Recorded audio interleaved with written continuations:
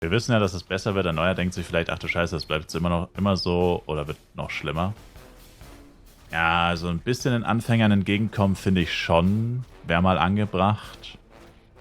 Vor allem unter Anbetracht der Tatsache, also, correct me if I'm wrong, aber wenn du jetzt einen neuen Account erstellst und anfängst zu spielen, ist alles genauso wie damals 2022.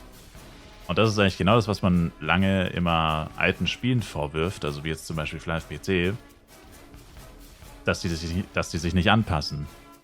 Also ja, damals war es, oder so klassische, früher war das besser mäßig, oder wir mussten da auch durch. Ja, aber bei dir gab es halt Maximallevel 120 und jetzt gibt es Maximallevel 165.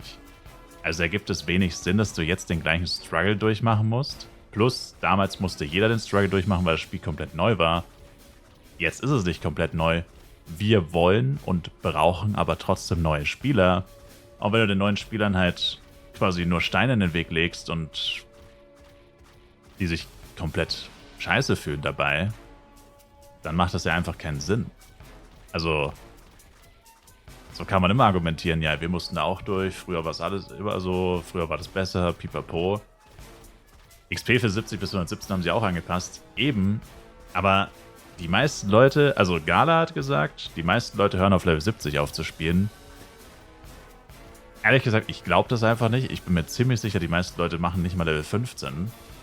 Beziehungsweise denke ich halt, also das Problem ist, warum das halt, also Gala hat wahrscheinlich recht, sagen wir es mal so.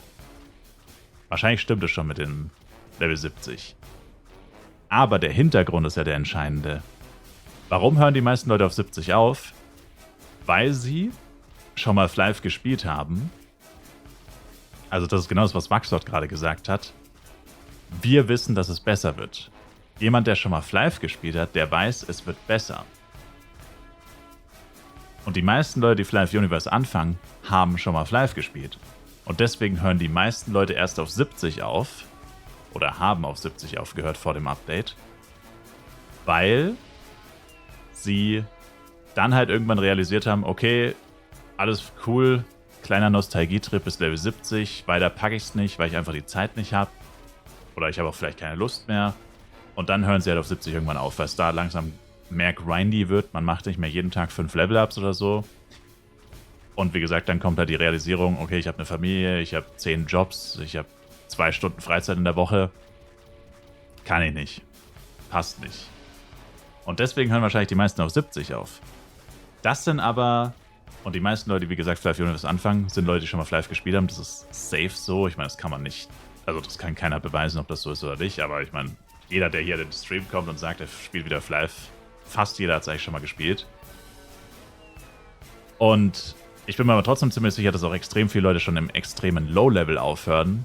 Und alle Leute, die wahrscheinlich vor Level 70 aufhören, sind wahrscheinlich Leute, die noch nie Flive gespielt haben.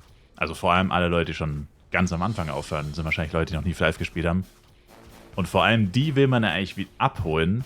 Weil ich sag mal so, Leute, die schon mal Flive gespielt haben, ob die jetzt mit 70 aufhören, ob die jetzt mit 70 aufhören oder nicht, kann dir relativ egal sein, weil die kommen vielleicht wieder. Oder die kommen höchstwahrscheinlich wieder, weil sie sind ja sowieso schon wieder gekommen.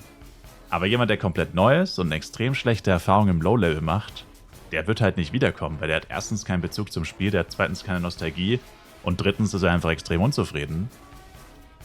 Und das heißt, der kommt nicht wieder. Aber jemand, der auf 70 quittet, der bis 70 durchgezogen hat und sowieso wahrscheinlich schon mal Flive gespielt hat, da hast du eine relativ hohe Chance, okay, das nächste Mal, wenn er an Flive denkt, das nächste Mal, wenn er nostalgisch wird, kommt er wieder. Aber der neue Spieler, der auf 15 gequittet hat, weil er auf 15 keinen Bock mehr hatte, der kommt nie wieder. Den siehst du nie wieder in deinem Leben. Der wird niemals wiederkommen. Und der wird auch niemandem von Flive erzählen und der wird einfach weg sein. Und deswegen sage ich mal, also beziehungsweise eigentlich müsstest du jeden Punkt, und ich wette, da gibt es mindestens noch einen weiteren Punkt. Sie haben gesagt, Level 70 ist das meiste. Aber du willst ja nicht nur den Punkt bekämpfen, wo die meisten Leute quitten. Du willst ja eigentlich alle Punkte bekämpfen, wo ein Peak ist. Also der Peak, wo die meisten Leute quitten, ist natürlich der interessanteste.